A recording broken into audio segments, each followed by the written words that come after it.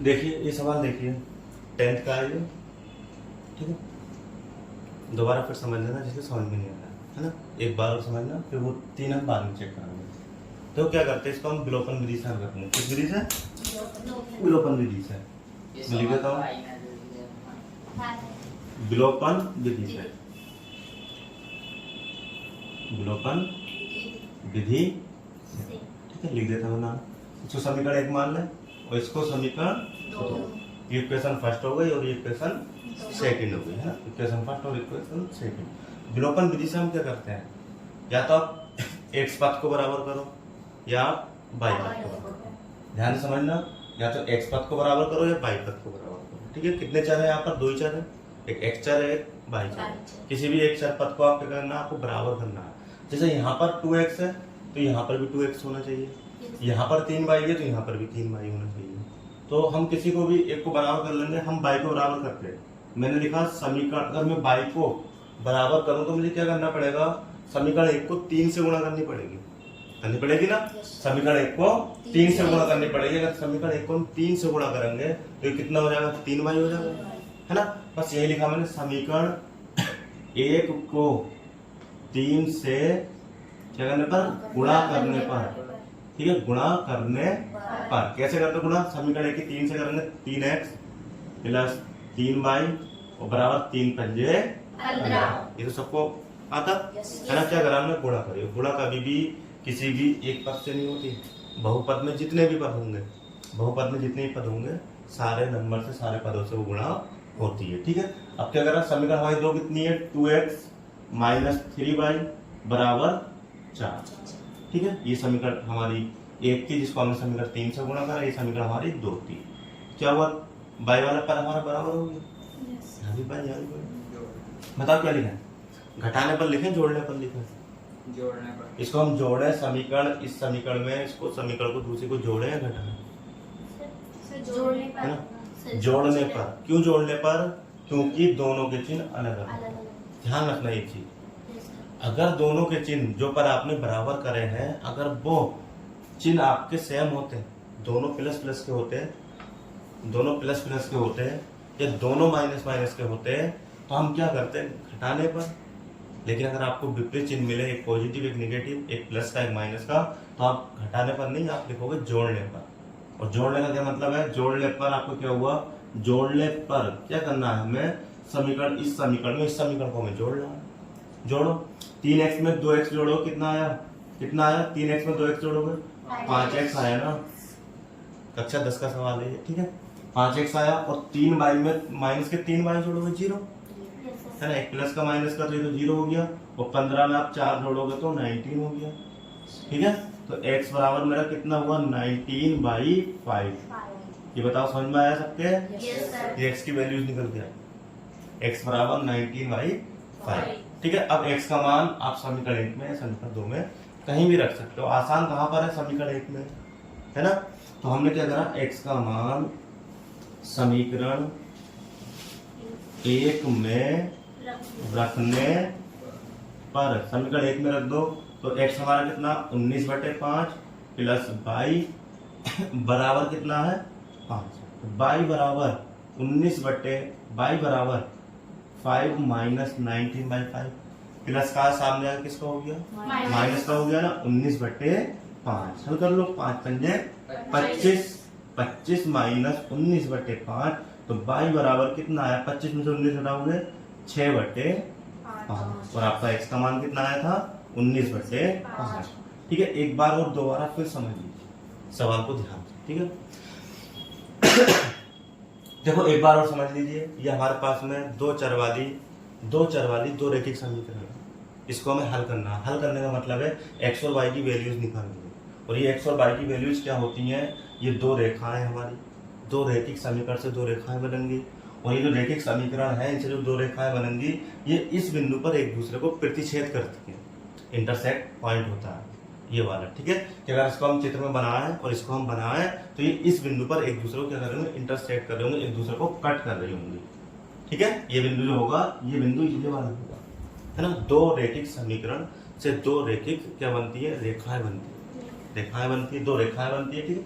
हल करने का मेथड क्या है, 3 तरीके हमारे पास में होते हैं। एक होता है प्रतिस्थापन विधि, एक होता है विलोपन विधि, एक होता है बल गुणनखंड विधि। तो हम आपको किससे समझाना है, ये विलोपन विधि से समझाना है। देखिए कैसे करते हैं विलोपन विधि, ध्यान से समझना एक बार। हो रहा विलोपन विधि से हम कैसे करते, देखिए या तो आप x पद को बराबर करोगे विद कोफिशिएंट के साथ में, है ना, या y पद को आप बराबर करोगे कोफिशिएंट के साथ में। इन दोनों में से एक टर्म को आपको क्या करना है, बराबर करना है। या तो x टर्म को बराबर करो या y टर्म को बराबर करो। यहाँ पर कितना है x, 2x है, और यहाँ पर x कितना 1x है, तो इसको बराबर करो। ये यहाँ पर 3y है, यहाँ पर सिंगल y है, तो मैंने क्या करा, मैंने y बराबर करा। y बराबर करने के लिए मुझे क्या करना पड़ेगा, समीकरण 1 में 3 से गुणा करनी पड़ेगी।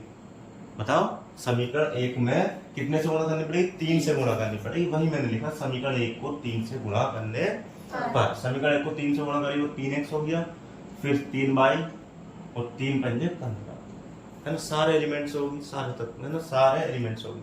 उसके बाद में क्या करा मैंने, समीकरण 2 कितनी थी, 2x - 3y बराबर 4। अब बताओ हमारा ये y वाला टर्म बराबर हो गया ना, यहाँ भी 3y, यहाँ भी 3y। क्या करना है, बस जोड़ने पर।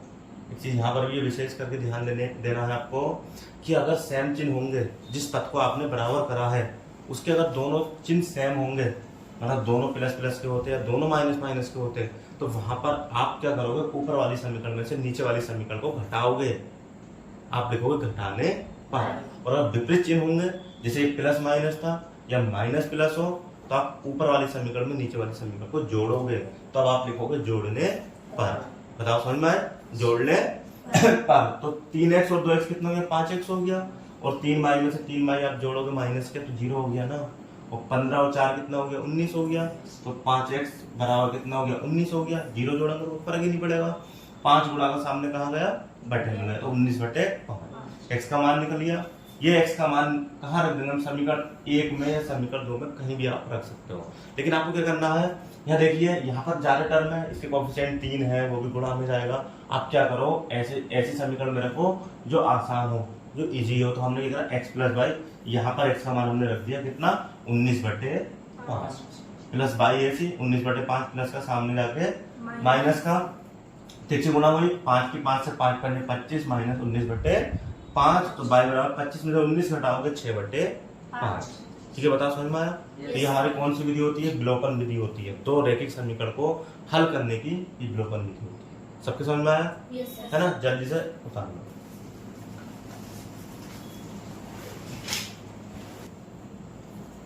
देखिए क्वेश्चन नंबर पहले का दूसरा सवाल, ठीक है। ये भी 2 रैखिक समीकरण है, इसको भी हल करना है, x और y के मान निकालना है। अच्छा एक बात आओ, इस समीकरण में और इस समीकरण में कुछ हमें डिफरेंस दिखाई दे रहा है। तो यहाँ पर समीकरण है 2x - 2y बराबर 2, है ना। अच्छा एक बात बताओ, इस समीकरण में 2 कॉमन नहीं ले सकता, बताओ, लेफ्ट से 2 कॉमन ले सकता हूँ। तो अगर आप चाहो तो इसको ऐसे भी हल कर सकते हो, और नहीं तो आप इसको छोटा कर सकते हो ना। देखो यहाँ पर ध्यान से देखो, इन दोनों में से क्या कॉमन आ रहा है, 2 कॉमन आ रहा है। ध्यान से देखना, तो इसके पास था चला गया, माइनस इसके पास भी 2 है, कॉमन लिया हमने चला गया, क्या बचा, ओनली y बचा ना, और बराबर कितना 2, तो कितना हुआ है, x - y बराबर 2 गुणा का सामने कहाँ, बटे में, 2 एकम 2, तो x - y बराबर कितना बचा, 1 बचा। बताओ कितनी आसान इक्वेशन बन गई है ना। दोबारा फिर समझो, 2x - 2y बराबर 2, है ना। दूसरी समीकरण हमारी ये है, हमें यहाँ पर साफ साफ देना दे रहा है 3 पद हमारे पास 2 बनना है, x का कोएफिशिएंट भी 2, y का कोएफिशिएंट भी 2, और अचर पद भी 2 दे रखा है। हम इन दोनों में से 2 कॉमन ले सकते हैं, दोनों के पास 2 है तो 2 कॉमन ले सकते हैं। इसमें से हमने क्या करा, 2 कॉमन लिया, यहाँ पर क्या बचा, x बचा ओनली, और यहाँ पर क्या बचा, y बचा।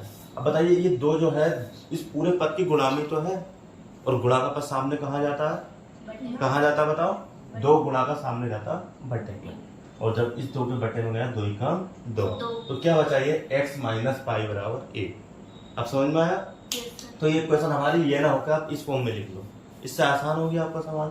यहाँ देखिए 3x + 4y बराबर 10 और x - y बराबर 1, तो इसको मैं समीकरण 1 लिख लेता और इसको मैं समीकरण 2 लिख लेता। बताओ समझ में आया। अब मुझे क्या करना है, मेरे पास में एक बात बताओ, यहाँ पर 3x है, यहाँ पर 4y है, यहाँ पर सिंगल x है, यहाँ पर y है, किसी को भी बराबर कर सकते हो।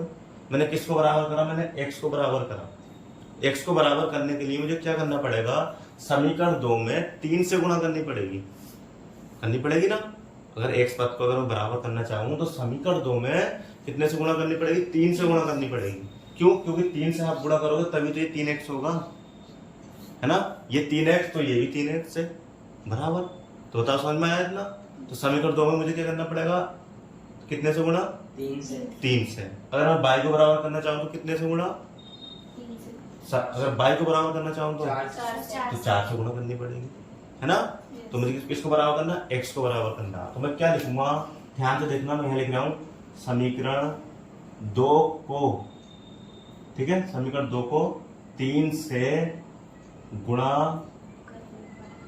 करके, ठीक है, समीकरण 1 से घटाने पर जो करो 3x प्लस 4y बराबर 10। समीकरण 1 है मेरी ऊपर, है ना। समीकरण 2 को मैं 3 से गुणा करना हूँ। 3 एकम 3x 3y बराबर 3 एकम 3।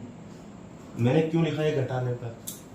क्योंकि मुझे पता है ये भी प्लस था, ये भी प्लस था, इसलिए घटाने पर लिखा सर ये मैंने। 10 है, एक है। ये 10 हो गया ये वाला, ठीक है।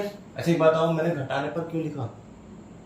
ये भी 3x प्लस का, ये भी 3x प्लस का, और जब आपके सेम साइन होंगे, बराबर बिल्कुल सेम साइन होंगे, ये भी प्लस का ये भी प्लस का, तो घटाने पर, या ये भी माइनस तो भी घटाने पर, और विपरीत चिन्ह होंगे तो जोड़ने पर। पिछला वाला सवाल करा था हमने, वो विपरीत चिन्ह था, है ना, विपरीत चिन्ह था। तो वहां पर हमने क्या करा था? जोड़ने पर करा था। और ये क्या है? हमारे समान चिन्ह है, तो यहाँ पर क्या करा था? घटाने पर, ठीक है, घटाने पर। और हमने ऑलरेडी लिख भी चुके हैं घटाने पर। अच्छा अगर आपके को बताऊं आप ये ना लिखोगे तब भी चलेगा, क्योंकि समीकरण 2 को 3 से गुणा करने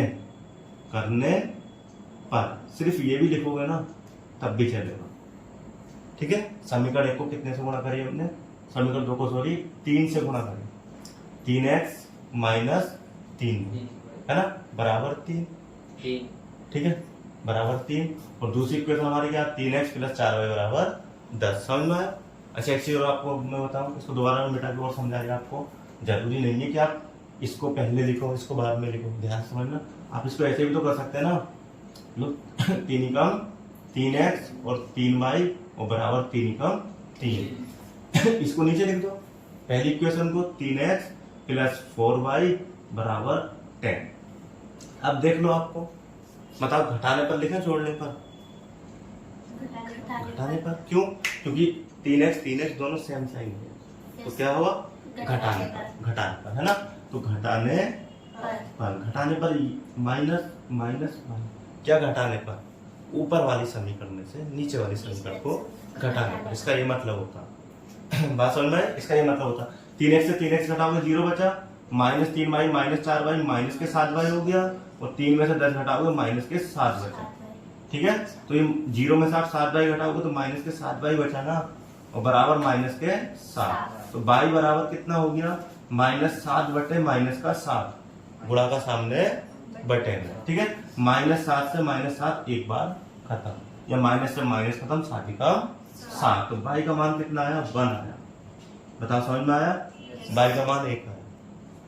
ये y का मान उठा के कहीं भी रख दो, समीकरण 1 में या 2 में, जहां आपका मन करे, ठीक है। तो y का मान मैं कहाँ रख देता हूँ? समीकरण 2 में रख देता हूँ। y का मान समीकरण 2 में रखने पर, ठीक है। तो x ऐसी माइनस y का मान 1 और बराबर कितना है? 1 है। तो x 1 प्लस 1, ये लाइन समझ में आई? अरे माइनस का 1 सामने आके प्लस का हो गया ना, माइनस का 1 सामने आके प्लस का 1, तो x बराबर 1 और 1 कितना? 2, और y का मान कितना आया? 1। तो बताओ सभी के समझ में आया? दोबारा एक बार और समझ लीजिए। तो हमारे पास में 2 रेखीय समीकरण थी। एक समीकरण ये थी कि 3x प्लस 4y बराबर 10, और दूसरी समीकरण थी 2x माइनस 2y बराबर 2। हमने क्या देखा कि यहाँ से 2 कॉमन आ गया, हमने दोनों पद से 2 कॉमन लिया, अंदर पद बचा x माइनस y बराबर 2। ओनली बचा x माइनस वाई बराबर 1 बचा। कैसे बचा? 2 गुणा का सामने बटे, 2 गुणा का सामने बटे में समीकरण एक ये हुई, समीकरण 2 ये हुई। अब बराबर कर लो, या तो x को बराबर कर लो या y को बराबर कर लो। हमने क्या करा? x को बराबर करा। x को बराबर करने के लिए मैंने क्या करा? समीकरण 2 में कितने से गुणा करनी पड़ी हमें? 3 से गुणा करनी पड़ी, तभी तो बराबर होगा।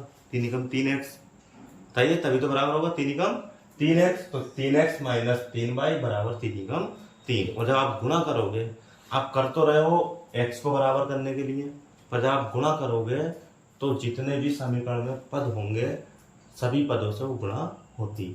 ठीक है, ऐसा नहीं कि सिर्फ x से ही गुणा करो, सारे पदों से होती। तो 3x से भी हुई 3x, y से भी हुई 3y और x से भी हुई 3 एकम 3। तो ये हो गया 3x माइनस 3y बराबर 3 और 3x प्लस 4y बराबर 10। ये दोनों पद के सेम साइन बराबर है, सेम है साइन। तो क्या लिखे? घटाने पर। 3x में 3x घटाओगे 0, minus 3y minus 4y minus के 7y, है ना। 3 में से आप 10 घटाओगे, घटने वाला बड़ा है, तो रिजल्ट आपका कैसा आना? नेगेटिव आना। 3 में से आप 10 घटाओगे तो माइनस के 7 और माइनस 7 गुणा का सामने बटे में माइनस से माइनस कैंसिल, या माइनस माइनस प्लस बोल सकते हो। 7 एकम 7, बाई बराबर कितना हो गया? 1 हो गया। बाई का मान समीकरण 2 में रख दो, समीकरण 1 में रख दो। हमने कहाँ रखा? हमने 2 में रखा। बाई का मान समीकरण 2 में रखने पर x माइनस 1, x बाई का मान 1 रखा हमने, माइनस 1 बराबर 1, माइनस का 1 सामने जाके प्लस का, ठीक है, 1 और 1 2। x का मान 2 आया, बाई का मान 1 आया। बताओ सबके समझ में आया? Yes sir. हाँ?